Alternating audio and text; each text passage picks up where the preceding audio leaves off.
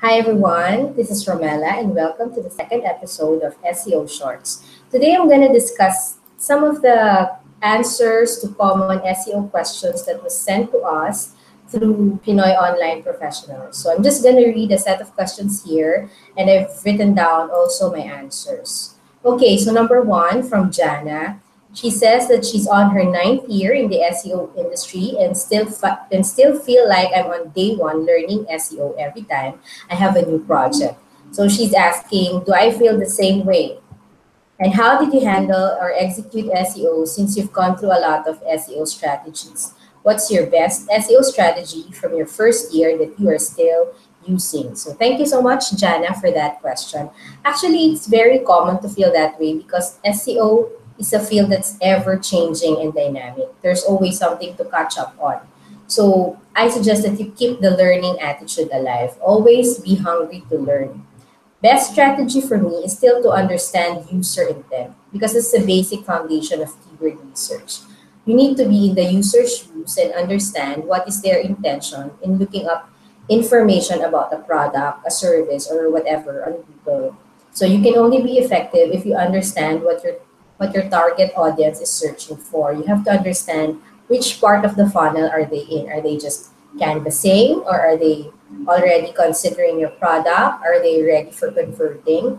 So those are the things that you need to consider when you're talking about user intent. So that's one of the basic strategies I still use until now.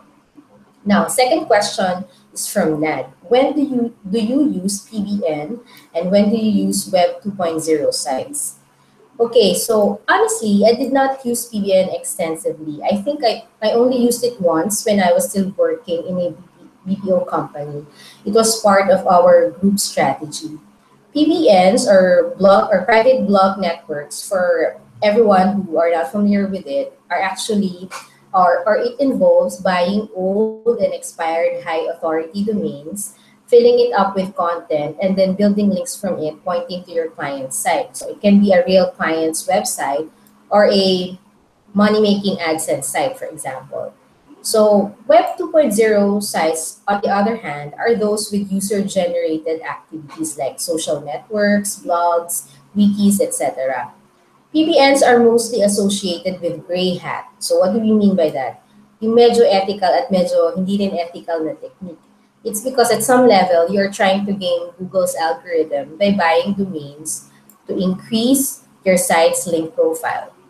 So that's PBNs. Web 2.0 sites naman are generally safer. Now, when do you use each? Web 2.0 sites, it's all right to use them. In fact, you should. Almost all brands are on Facebook, right? So use it. But you need to be selective in the social networks you join. So pick those where your target audience or communities are in.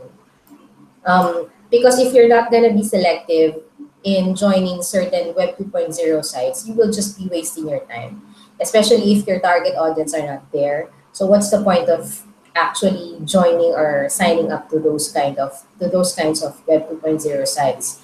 And also building massive links rapidly from Web 2.0 sites and PBN sites is actually a red flag to Google because it looks unnatural. Now, PBN sites, I would suggest only use them when there is zero content marketing and link opportunities in your niche. Yung talagang no one knows about it or it's not being searched online. For example, for example, a scientific breakthrough that is not yet very popular or no one knows about it yet. Kasi this strategy, when you're using PBN site, it will involve a lot of time and money investment also. If there's an existing content community na, baka it's much better to do link outreach or guest posting instead of PBN strategy. Okay, in order for you to last in this tactic in PBN, you need to make sure you are offering something of value to the users. Don't just put up websites with no real user value. If your intention is just to build links, Google will catch up with you sooner or later because it will look unnatural.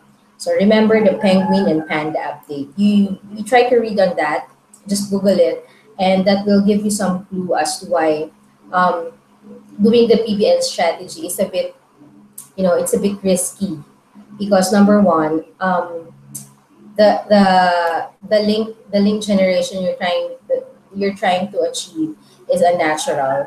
At the same time, if you're just if you're just building sites with content that's copied from somewhere else, later on Google will catch up on you and realize that you're just gaming the algorithm. Okay, so on we go to question number 3 from She. What significant and extreme changes have you witnessed doing SEO for the past 10 years? I am sure ang daming nag-evolve na techniques and ways. So that's her question. Okay, so significant change is that Google has done a good job favoring user experience. That is why we have page speed and mobile friendliness as ranking factors. So Google favors sites that are user friendly, with good user experience levels, because it provides it offers value to their users. Another significant change is that SEO has become more like a legitimate marketing tactic rather than old school spamming. So way back in 05, 06, when they started with SEO, it was like Google was not very sophisticated yet, and you can rank your site just by spamming or automated link building. But now SEO has become more like a part of your marketing mix. It's become more legitimate, and it has become more attractive and more content driven. SEO has branched out into inbound marketing, content marketing, etc. It has become an integral part of your marketing mix. Okay, question number 4. Advice to newbies like me who want to learn and achieve a skill in SEO. So my advice would be to choose white hat or ethical SEO strategies. Don't waste your time investing on shady tactics that are short-lived, because later on, Google will just catch up on you, and you would have to face the risk and face the penalties, no? So sayang lang yung efforts mo in the beginning. And keep reading and practicing what you have learned. Emphasis on practicing, no? We can't always be on consumer mode when we're trying to learn a new skill, especially in SEO. You need to practice and experiment as to which strategies actually work for your website. You can only learn from real experience. Okay, question number 5 from Digna. As a newbie and has zero knowledge in SEO, what is the best learning strategy?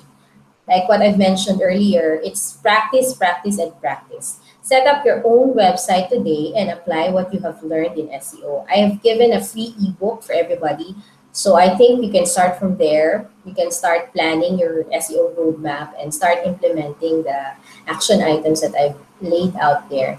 You can also use your website you are able to optimize it. You can use that as part of your portfolio when you're trying to apply for SEO jobs, either through companies or through online projects. Then number 6 from Michelle Joy Agtang. Whenever I search topics about SEO, I find it overwhelming. My question is, what is the most basic thing and foundation of SEO that I should learn? Okay, so number 1, learn how to create useful and topic relevant content.